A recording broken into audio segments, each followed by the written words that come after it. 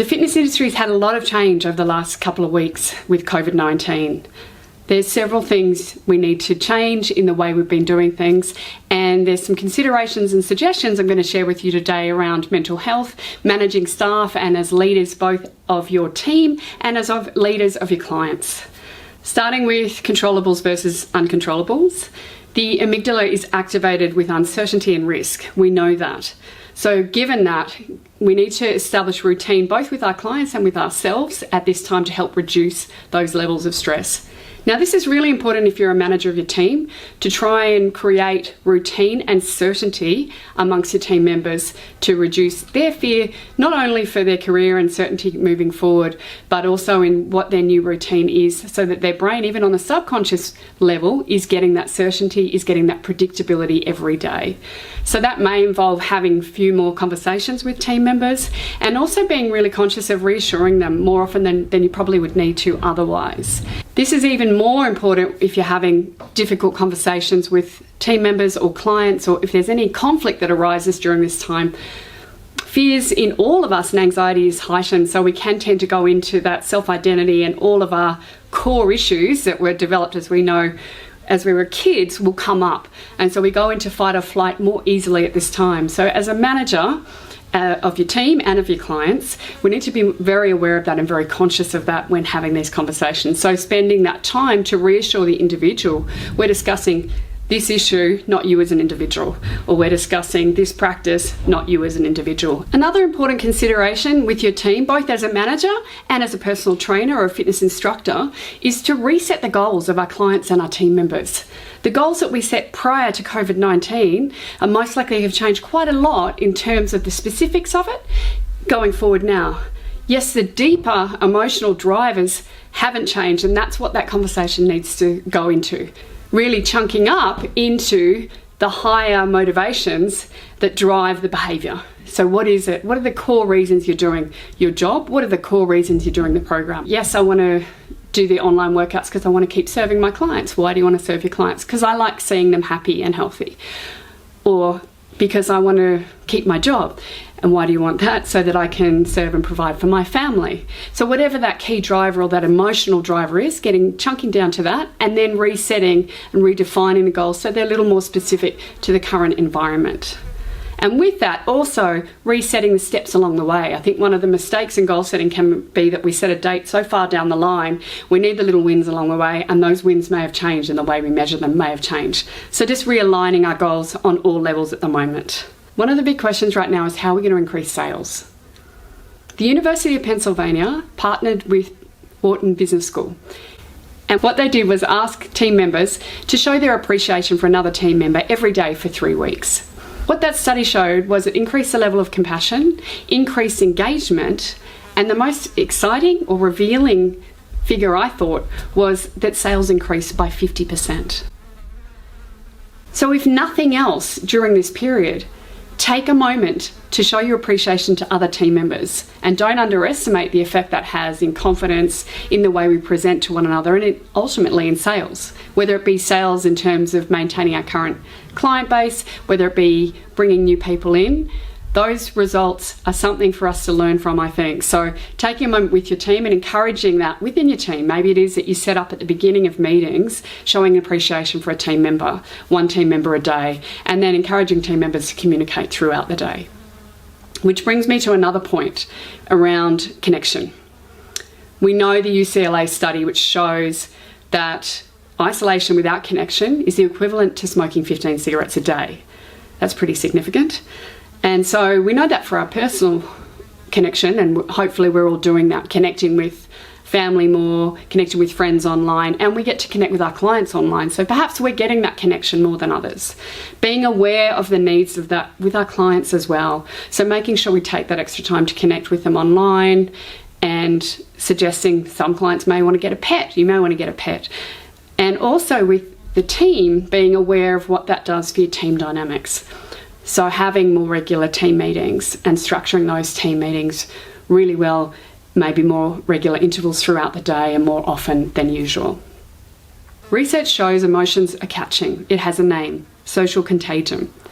And as fitness professionals, we need to be aware of that contagion and be very clear about setting some boundaries around it. Many professionals in our industry are very good at giving empathy and empathizing with our clients, and it can get to the point where we're overloaded. So we need to be aware of that within ourselves. So what can you do about that as a fitness professional? Well, the first step is to recognize it. And one of the keys in emotional intelligence is to, one, recognize it, so becoming mindful about how we are feeling in different moments, and then labeling it. Sounds really logical, but what labeling it does is it puts in our mind, rather than it being a whole lot of stuff spinning around in our head, it puts it into a compartment of, okay, I'm feeling overwhelmed, I'm feeling anxious, I'm feeling angry, I'm feeling stressed. And then we can separate our own identity from the emotion. I'm feeling stress. Here that is, right here in front of me. Now what am I going to do about that stress? And then we can start to problem solve the emotion mentally, and it also sort of takes it out of that unknown in the mind. It's one less thing to process. It's labelled, and then we can work with that. And then we may notice that a minute later it changes, or a day later, or a week later. But having that awareness around our emotions also means that we can take responsibility for where we're at and not project that to our clients or to our family or to our team members. And this brings me to mindfulness practices, because part of having emotional awareness is about being mindful and stopping and coming into the moment. So what is mindfulness? It's been everywhere. I think as fitness professionals, we're probably aware of what it is. It's about being in the present moment and not having our thoughts go into the past or into the future, but trying to bring them into the now. And when the thought's wandering, bring ourselves back into the now, both noticing emotions and thoughts and feelings in that present moment, being more present in conversations with our staff, with our clients. Mindfulness is known to boost immunity and reduce inflammation, and research by Hudson Brewer also shows that it helps to break the habit loop. It strengthens the connection between the prefrontal cortex and the subconscious emotional centers of the brain. And what that does is it means when the emotions come up, we then can become more aware of them and take a moment before reacting. It allows us to become more conscious of the emotions rather than being in a reactive mode to what's going on. We come to that point of choice, that pause, before then making a conscious choice to react the most appropriate way. So strengthening that connection is what mindfulness and meditation is all about. And as leaders, we want to be able to lead in that way where we are able to reflect, hold back on the emotions before reacting. It's a bit like exercise, where you do your structured exercise in the gym and then you want to be more active throughout the day as well. So it's the same thing in terms of meditation and mindfulness. You may want to do your set meditations in the day, and then the more often you can be mindful throughout the day, the stronger that connection becomes and the more strengthened those neural pathways become. Research by John Gottman shows we need 5 positive interactions to 1 negative interaction to remain sustainable. And research by Barbara Friedrichsen shows we need 3 positive experiences to 1 negative experience to feel well. So what does that mean for us in the current environment? It means we need to get very good at reframing and being able to shift our focus to a positive thought or a positive emotion throughout our day. And as leaders, we need to demonstrate that and help our clients and our staff to do the same. We know Norman Doidge's research, neurons that fire together wire together. And so at the moment, we've got a lot of negative stuff going on. We need to reset some patterns or to strengthen our patterns around positive thoughts. So it may be that with our clients and with ourselves, we're needing to reframe the situation that suddenly we have a house full of people and there's a lot more going on. And so maybe it means we have more family time. That means there may be more people around the house to help with things. And so as fitness professionals, we may find our role is becoming a lot more around the counselling and reframing with clients and within our own psyche. Does your home environment inspire you and motivate you? Or is it currently a bit chaotic? Do your clients have the same setup for motivation, for training, or for meditation, or all parts of your life? So helping clients and inspiring them and helping them create an environment that is motivating. That's going to be part of what we're doing right now when we're trying to get people to turn up online. We know that our brain is wired to focus on negativity, and so we need to structure more and more positivity into our lives right now. Which brings me to the next point, which is around bringing a lot of humour into the day.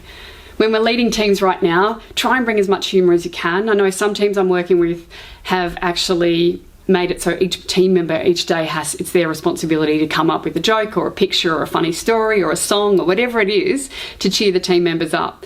And it may also be something you do with your clients. But it's about seeing the light-hearted side and some fun stuff in our day, and to remind us all what life's about. And it may be sending a silly photo of a pet, or yourself out being silly dressed up, or whatever it is, to make people laugh, to bring us back to the core issues of what it's all really about, to the heartfelt centres and the motivations of why we're all here. We know that the brain chemistry shifts with laughter, and really fake it till you make it does work with brain chemistry. So get your team laughing. Maybe start with a joke at the beginning of each meeting as well. Start your session with something silly, or finish your session with something silly, so that you're keeping your clients and yourself in a good headspace. Also, as fitness professionals, we can also bring in obviously the physiology around making yourself feel better. So just shifting the posture and things with our clients is something we can educate them about throughout their day if they're struggling right now, giving them some tools around that. Which brings me to mindfulness. I touched on that previously, and meditation. But what are some things you can do in your day as a fitness professional, as a business owner, as a manager, to help keep ourselves in that mindful space and as mindful leaders, so that we have that headspace in our brain to pause, reflect, and give the best possible answer for our clients and for our team? One of the ones we know well is breathing in through the nose, out through the mouth. We know that it activates the parasympathetic nervous system, activates the vagus nerve, and helps reduce that fight or flight response.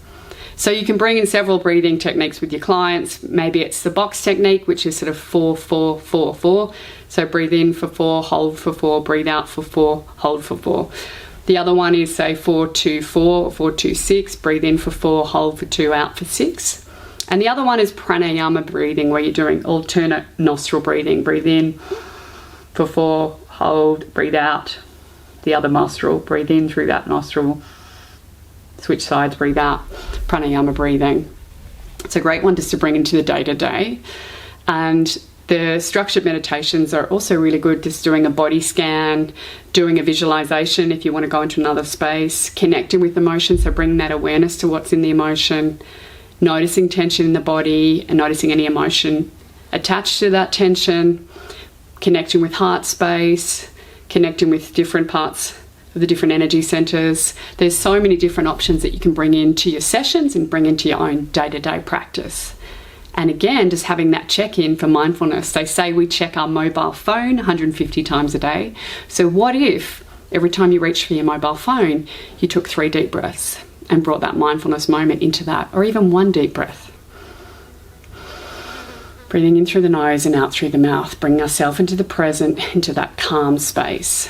And the more we demonstrate that as leaders, the more it's going to ripple out to all of our clients, to all of our team. And we're going to keep each other in that beautiful space. Also, bringing in team meditations can be a really great way to connect. It's really effective to do before meetings. It will change the context and the potentials of a meeting if you're all coming in to a moment of calm. And if you're used to facilitating meditation, great. And if you're not comfortable with that, having 2 minutes of silence is effective, or playing some relaxing music is also very effective. Or it may be that your approach to mindfulness some days may be more lighthearted. It might be having a dance and putting some fun music on. So shift it around and have some fun with it, because humour, we know, is very effective. And it also helps to activate proteins that are linked to neurogenesis, which helps with neuroplasticity, which is going to help with our ability to shift our to shift our brain space into a more positive mindset. So we're taking advantage of the knowledge we have around neuroplasticity and trying to establish these new positive neural pathways with our clients, with our teams as leaders. That's part of our responsibility as fitness professionals. One of the other effective practices during these stressful times is obviously connecting with the earth's frequency, so barefoot, getting people grounded as well. A lot of people's energy is up in the head and too much thinking up here, so I've been doing a lot of work with clients, just taking their shoes off, getting them in the earth, obviously giving them all of the risks around that, making sure the ground's clean and stable and things, but just taking shoes off or having a bath and getting into their bodies, because so many people are very much in the mind, in fight or flight at the moment, and bringing them back into the body will help them, one, to get out of that sort of panic monkey mind as much, along with mindfulness and meditation, but it will also enable them to just come down and feel what's going on and come back into the present of where they're at now. When people are up in panic and auto sort of panic mode, bringing them back down, we take where they're at right now and then we can move forward. But when someone's up in that fight or flight, remember that response of fight or flight, the neocortex switches, the rational thinking switches off. We go into that amygdala panic of fight or flight, and we can't think. We know that rational thinking goes off. We know that the ability to problem solve switches off. And so that's all drops down by about half when we go into fight or flight. So how can we be problem solving these huge issues when we're in fight or flight? One of the keys, both individually and with our teams, is to recognise that and spend a little more time in your sessions, the beginning or the end, or both, to bring people back into that calm space so they're able to connect with themselves, so they're able to make rational decisions and be in a good space for the rest of their day. I hope some of this has helped. That's still a bit of a summary of what I've outlined. The controllables versus the uncontrollables. So doing that for ourselves and our clients. Setting new goals, so resetting the goals for everyone, clients, ourselves. Also reassuring one another, showing our appreciation for one another throughout the day. Recognising the importance of connection as a human need and the importance of that for health and wellness. Also bringing in mindfulness and meditation into the day for the team and for ourselves individually and for our clients. As fitness professionals, an important one is being aware of empathetic overload and managing ourselves with healthy boundaries, controlling our environment, and knowing when we need time out for mindfulness moments to do our stress management practices. Breathing's the easy one, getting into nature, having a bath, controlling, having healthy diet, something I don't think I did mention, but I know you all know that, around the fact that stress will mean that it suppresses the immune system, so we need to focus even more so on gut health, and sharing all of that knowledge we have with our clients. And as leaders, get out there, have a fantastic time. Look at this as an opportunity, getting online, learning new skills, presenting more. And this can be fun. This is an opportunity to connect with each other, to connect with our clients on another level and show that we really care beyond them just turning up at our gym. We're going to do whatever we can to serve them. Go out there, create that ripple effect. And thanks for joining me. I wish you all the best through this time, and I'll see you on the other side.